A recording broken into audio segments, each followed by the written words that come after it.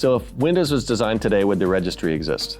It's an interesting question because the registry is fundamentally a database. In fact, internally, if you take a look at the Windows code sources, it's called the configuration manager. That's where the configuration of not just the system, but also applications is stored. And there's a different number of hives, registry hives, there's the system hive, there's user hives, where configuration for those scopes are stored. Now, one of the interesting design decisions of Windows that I'm not sure would be made again is that applications didn't start with their own configurations. And later in Windows 8 timeframe, something called app hives came into place where new modern apps carried their own configuration in their own app hive.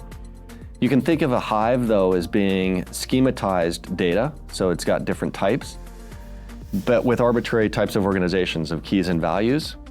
And given that it's implemented with a subsystem that it assigns ACLs to at a very fine-grained level to those keys, it's got its own API surface on top of it, the registry API.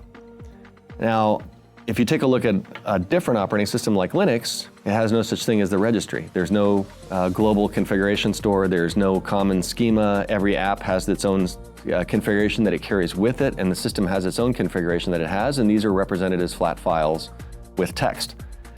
And I would say that the more flexible model, the more human-readable model, and now machine-readable model, is actually probably what, if Windows was designed again, would be designed with, rather than this schematized configuration store that is opaque unless you're coming at it through the API surface.